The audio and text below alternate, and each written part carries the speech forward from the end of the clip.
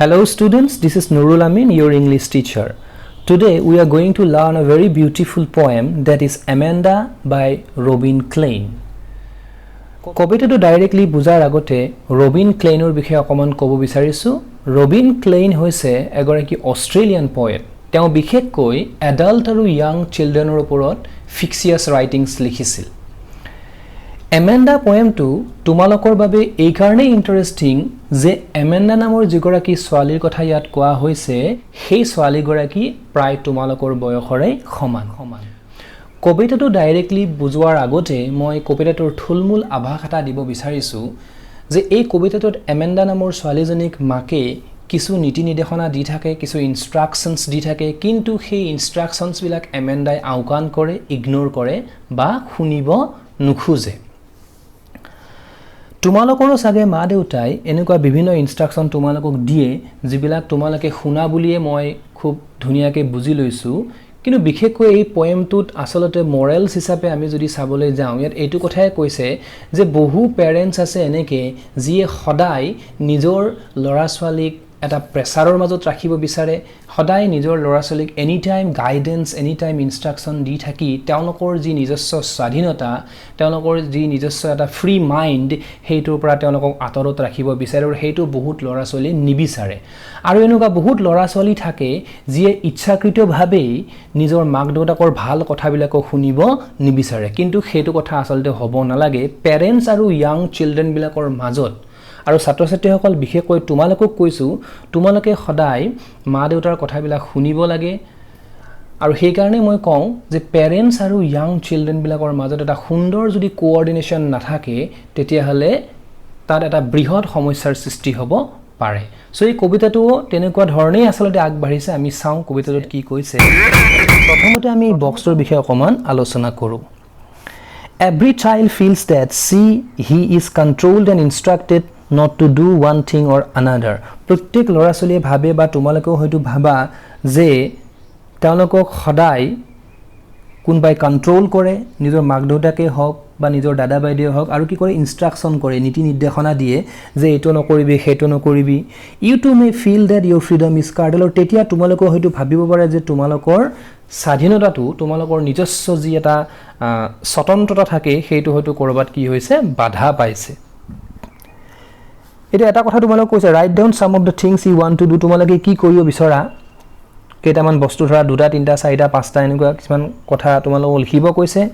বাট ইউৰ parents elders, কিন্তু তোমালোকৰ মা দেউতাই বা তোমালোকৰ দাদা বাইদেৱে সেইটো তোমালোকক কৰিবলৈ এলাউ নকৰে। অ'কে, এনেকুৱা কথা তোমালোকে লিখিব পাৰা বা লিখি মোক জনাব পাৰা কমেণ্ট বক্সত। To read the poem aloud from pairs its reading alternative stanzas you are in for a surprise. So' তোমালোকে যেতিয়া স্কুল খুলিব তোমালোকক হয়তো টিচাৰ্ছে ক'ব, তোমালোকৰ ৰেছপেক্টিভ টিচাৰ্ছে ক'ব যে প্ৰতিটো ষ্টেঞ্জা বেলেগ বেলেগ পেয়াৰত পঢ়িবলৈ ক'ব, আৰু যেতিয়া পঢ়িবা তোমালোকে এটা ছাৰপ্ৰাইজ পাবা। কি ছাৰপ্ৰাইজ মই সেইটো কৈ দিব বিচাৰিছোঁ এতিয়া। এই যে ছাৰপ্ৰাইজটোৰ কথা ক'লে চাবা, তোমালোকে আমি প্ৰথমতে এই 2টা ষ্টেঞ্জা লওঁ। এইটো ষ্টেঞ্জাত দেখিছা তোমালোকৰ কোনো ব্ৰেকেট নাই ইয়াতে, কিন্তু এইটো ষ্টেঞ্জাত আকৌ ব্ৰেকেট আছে। ইয়াত যদি চোৱা তোমালোকে চোৱাচোন ব্ৰেকেট আছে। তাৰমানে ব্ৰেকেটৰ ভিতৰত থকা ষ্টেঞ্জাটো এমেণ্ডাৰ ইমাজিনেশ্যন, এমেণ্ডাই কল্পনা কৰি আছে, আৰু ব্ৰেকেটৰ বাহিৰত থকা ষ্টেঞ্জাটো এমেণ্ডাৰ মাকৰ কথা। গতিকে তোমালোকে ষ্ট্ৰাকচাৰটো খুব ধুনীয়াকৈ বুজিছা। এনেকৈ প্ৰতিটো ষ্টেঞ্জাতে এনেকৈ হৈছে। So' let's discuss the poem in detail. Don't bite your nails Amanda. নখ নাকামুৰিবা Amanda. Don't hunch your shoulders. তোমাৰ পিঠি বেকা কৰি নবহিবা। হান্স মানে বেকা কৰি বহা। মই স্ক্ৰীণত দেখুৱাবলৈ চেষ্টা কৰিছোঁ। Stop date স্লাউচিং। স্লাউচিং মানে হৈছে লেজিনেছ, যে ইমান যে তুমি লেজি, ইমান যে তুমি পেছিভ হৈ থাকা, অলপ এক্টিভ হ'ব লাগে, এনেকৈ কৈ আছে আৰু এমেণ্ডাক মাকে। এণ্ড চিট আপ ষ্ট্ৰেইট, আৰু চিধাকৈ বহা, এনেকৈ বেকাকৈ নবহিবা এমেণ্ডা। চ' আমি জানো মাক দেউতাকে সৰু ল'ৰা ছোৱালী, বিশেষকৈ মাকে সৰু ল'ৰা ছোৱালীখিনিক বিভিন্ন ধৰণৰ নীতি নিৰ্দেশনা দিয়ে আৰু নখ কামুৰে। আৰু ইয়াত যিখিনি দিছে সেইখিনি ভালেই দিছে, নখ কামুৰিবলৈ মানা কৰিছে, কাৰণ নখৰ গুৰিত বিভিন্ন লেতেৰা বস্তু থাকে আৰু সেইবিলাক পেটলৈ গৈ বেমাৰৰ বীজাণু বিয়পাব পাৰে। আৰু আমি পিঠি চিধাকৈ বহিব লাগে। তোমালোকেও তোমালোকক স্কুলত ছাৰ বাইদেউসকলে কৈয়ে থাকে যে সদায় ষ্ট্ৰেইট হৈ বহিব লাগে, বেকাকৈ বহিলে আমাৰ পিঠিত ভৱিষ্যতত বিভিন্ন সমস্যা হ'ব পাৰে বুলি কৈছে। আৰু লেজি হ'ব নালাগে, সকলো ল'ৰা ছোৱালী এক্টিভ হৈ থাকিব লাগে। ছাৰে কিবা কৈছে পটককৈ উত্তৰ দিব পাৰিব লাগে বা পটককৈ এটা ৰিয়েকশ্যন দিব পাৰিব লাগে, ঘৰতো তেনেকৈ ৰিয়েকশ্যন দিব পাৰিব লাগে। চ' সেইটো কথাই কৈছে। নেক্সট ষ্টেঞ্জাটোত কি কৈছে চাওঁ। এতিয়া এই ষ্টেঞ্জাটো এমেণ্ডাৰ ইমেজিনেশ্যন, মাকে যে ধুনীয়া ধুনীয়া কথাবিলাক তেওঁক যে শিকাই আছে বা কৈ আছে মনত পেলাই দি আছে এমেণ্ডাই কোনো কথা গুৰুত্ব দিয়ে মাকৰ কথাৰ প্ৰতি তেওঁ গুৰুত্বই দিয়া নাই বৰঞ্চতে কি ভাবি আছে there is a languid emerald sea where the sole inhabitant is me a mermaid drifting blissfully mermaid মানে হৈছে এটা কাল্পনিক জীৱ যেটো আধা অংশ মাছৰ নিচিনা আৰু পিঠিৰ উপৰি ভাগৰ অংশ মানুহৰ নিচিনা মই স্ক্ৰিনত তোমালোকক দেখাইছো languid মানে যে ৰিলেক্স খুব আৰামদায়ক emerald sea মানে হৈছে blue sea নীলা সাগৰ drifting মানে উপঙি থকা বা হাতৰি থকা blissfully আৰামত sole inhabitant একমাত্ৰ বাসিন্দা এমেণ্ডাই কি ইমাজিন কৰি আছে যে এখন নীলা সাগৰ বিশাল সাগৰত তেওঁ এগৰাকী মাৰমেইড হৈ তাত কোনো নাই তেওঁক ডিস্টাৰ্ব কৰিবলৈ ধুনীয়াকৈ আৰামত কি হৈ আছে ড্ৰিফটিং ব্লিসফুলি উপঙি আছে আৰামত হাতুৰি আছে ওকে নেক্সট ষ্টেঞ্জাৰত কি কৈছে আমি চাওঁ did you finish your homework Amanda প্ৰথম ষ্টেঞ্জাৰত এমেণ্ডাৰ মাকে ইম্পাৰেটিভ সেন্টেন্স ব্যৱহাৰ কৰিছে ইয়াতে আকৌ কোৱেশ্চন কৰিছে did you finish your homework Amanda তুমি হোমৱৰ্ক কৰিছানে Amanda did you tidy your room তুমি তোমাৰ ৰুমটো সফা কৰিছানে Amanda I thought I told you to clean your shoes মই ভাবিছো মই তোমাক কৈছিলো যে তোমাৰ জোতা সফা কৰিবলৈ সো এইবিলাক কথা সকলো গাৰ্জেনেই কয় নিজৰ ল'ৰা ছোৱালীক আৰু এই কথাতেই যদি নিজৰ ল'ৰা ছোৱালী যদি মাকক বেয়া পায় বা দেউতাকক বেয়া পায় এটো খুব বেয়া কথা হ'ব গতিকে হোমৱৰ্ক কৰিলে সিনসিয়াৰিটি বাঢ়ে বুলি কয় যিয়ে ধুনীয়াকৈ হোমৱৰ্ক কৰে তাৰ সিনসিয়াৰিটি লেভেলটো বহুত বেছি হয় বুলি কয় নিজৰ কাম নিজে কৰিব লাগে নিজৰ জোতা চেন্ডেল ৰুমটো অন্তত নিজে সফা কৰিব লাগে সৰুৰ পৰা যদি কৰে পিছত তেওঁলোকে সেলফ ডিপেন্ডেন্ট হ'ব পাৰিব সো এইখিনি কথা মাকে কোনো ভুল কৰা নাই মোৰ হিচাপত বা আমাৰ হিচাপত কোনো ভুল কৰা নাই কিন্তু তাৰ পৰিৱৰ্তে এমেণ্ডাই কি ভাবি আছে আকৌ ব্ৰেকেটত দিছে এইটো কথা আই এম এন অৰফেন কোনো ল'ৰা ছোৱালী নিজকে মাক দেউতাকৰ মৃত্যু হোৱা বুলি ভাবিব নোৱাৰে অৰফেন মানে হৈছে যাৰ মাক দেউতাক নাই roaming the street so এমেণ্ডা ইমান বেছি বিদ্ৰোহী হৈছে যে আনকি তেওঁ নিজৰ মাক দেউতাক নাই বুলি ভাবি লৈছে যে মোৰ যদি মা দেউতা নাথাকিলে হেতেন roaming the street তেতিয়া মই কি কৰিব পাৰিলো হেতেন মই ৰাস্তাত ঘূৰি ফুৰিব পাৰিলেতেন তেতিয়া মোক আৰু ইনষ্ট্ৰাকচন দিয়াকে কোনো মানুহ নাথাকিলে হেতেন I pattern soft dust with my hushed bare feet okay hush মানে হৈছে quiet silent বেয়াৰ খালি ভৰি তেওঁ কি কৰিব পাৰিলে হেতেন ৰাস্তাত ঘূৰি পিনে হেই বালি সফট ডাস্ট কিছুমান বালিৰ ওপৰত কিবা কিবি আকিব পাৰিলে হেতেন হাতেৰে হাতৰ ছাপ বহাই বা কিবা বহাই নীৰৱে বেয়াৰ ফিট খালি ভৰিৰে okay the silence is golden তেতিয়া তেওঁ কোনো ইনষ্ট্ৰাকচন দিবলৈ মানুহ নাথাকিব কোনেও তেওঁক গালি পাৰিব নোৱাৰে কোনেও তেওঁক এইটো কৰ সেইটো কৰ বুলি ক'ব নোৱাৰিব আৰু খুব নীৰৱ পৰিৱেশ এটা তেওঁ জীয়াই থাকিব পাৰিলে হেতেন আৰু তেওঁ সাইলেন্সটো কি বুলি কৈছে খুব গোল্ডেন মানে খুব প্ৰেচিয়াছ তেওঁৰ কাৰণে নীৰৱতাটো বহুত বেছি মূল্যৱান বুলি কৈছে দ্য ফ্ৰীডম ইজ সুইট স্বাধীনতাটো তেওঁৰ কাৰণে বহুত মিঠা খুব সুন্দৰ বুলি কৈছে তাৰমানে এই পয়েমটোত এমেণ্ডাৰ জৰিয়তে সেই সকল ল'ৰা ছোৱালীক এনেকৈ দেখুৱাইছে যে কিছুমান ল'ৰা ছোৱালী ইমান বেছি বিদ্ৰোহী হৈ যায় ইমান বেছি মানে মাক দেউতাকৰ কথা বেয়া পাবলৈ ধৰে যে তেওঁলোকে কি নিজৰ মাক দেউতাকৰ মৃত্যু হোৱাটোৱে কামনা কৰে কিন্তু তেওঁলোকে বুজি নাপায় মাক দেউতাকৰ গুৰুত্ব তেওঁলোকৰ জীৱনত কিমান বেছি এই কথাটোৰ জৰিয়তে হেইটোৱে আসলতে বুজাইছে এই লাইন গিটাৰ জৰিয়তে হেইটোৱে আসলতে বুজাবলৈ চেষ্টা কৰিছে এমেণ্ডায়ো নিজৰ মাক দেউতাকক মৃত্যু হোৱা হলেই ভাল বুলি আসলতে ভাবিছে অলমোস্ট গতিকে কিমান ৰিবেলিয়াছ কিমান বিদ্ৰোহী হৈ উঠিছে এমেণ্ডা এই লাইন গিটাৰ জৰিয়তে আমি পাওঁ তাৰ পিছত কি কৈছে ডোন্ট ইট দ্যাট চকলেট আকৌ ইম্পাৰেটিভ ব্যৱহাৰ কৰিছে এমেণ্ডা ৰিমেম্বাৰ ইউৰ একনে মানে পিম্পলছ যে দ্যাট চকলেট হেইটো চকলেট নাখাবা এইটো চকলেট নাখাবা হেইটো চকলেট এনেকৈ কিবা কিবি কৈ আছে তুমি তোমাৰ একনে কথা পাহৰিছা নেকি মানে চকলেট খালে যে একনে হয় পিম্পল চলাই এটো আমাৰ কোৱা হয় আৰু will you please look at me অনুগ্ৰহ কৰি তুমি মোৰ ফালে চাবানে when I am speaking to এমেণ্ডা কি মাকক ইমানেই বেছি মানে ইগনোৰ কৰিছে ইমানেই বেছি আওকাণ কৰিছে মাকৰ ফালে চোৱাই নাই মাকে যে কিবা এটা কৈছে আৰু সেইকাৰণে মাকে তেওঁক ৰিকুৱেষ্ট কৰিবলৈ বাধ্য হৈছে তুমি মোৰ ফালে অনুগ্ৰহ কৰি চাবানে মই যে তোমাক কিবা কৈ আছো তুমি এইটো চকলেট নাখাবা হেইটো চকলেট নাখাবা তোমাৰ একনে হ'ব মাকে এমেণ্ডাৰ কথা বহুত চিন্তা কৰিছে এমেণ্ডাৰ ফিজিক্যাল মেন্টাল হেলথৰ কথাও চিন্তা কৰিছে সেই কাৰণে কৈছে তুমি এনেকৈ নবহিবা চকলেট নাখাবা গতিকে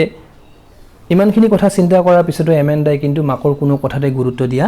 নাই বৰঞ্চ এমেণ্ডাই কি ভাবিছে I am Rapunzel I have not a care life in a tower is tranquil and rare I will certainly never let down my bright hair Rapunzel হৈছে এটা কাল্পনিক সাধুৰ এটা কাল্পনিক চৰিত্ৰ আৰু ৰাপুঞ্জেলৰ চুলিখিনি বহুত বেছি দীঘল আছিল ৰাপুঞ্জেলক কি কৰে এগৰাকী উইটছে এগৰাকী ডাইনিয়ে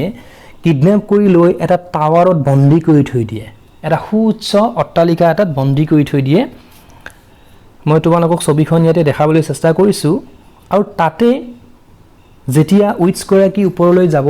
বিচাৰে কেনেকৈ যায় ৰাপুঞ্জলক উইটছগৰাকীয়ে বাধ্য কৰাই চুলিখিনি খিৰিকীৰে সেই টাৱাৰটোৰ খিৰিকীৰে পেলাই দিবলৈ আৰু চুলিখিনিত উঠি পিনে সেই উইটছগৰাকী সেই ডাইনীগৰাকী আকৌ টাৱাৰটোলৈ উঠি যায় এমেণ্ডাই কি ভাবিছে মোক যদি ৰাপুঞ্জলৰ নিচিনা কোনোবাই যদি এনেকুৱা সুউচ্চ অট্টালিকা এটাত যদি বন্দী কৰি থৈ দিলেহেঁতেন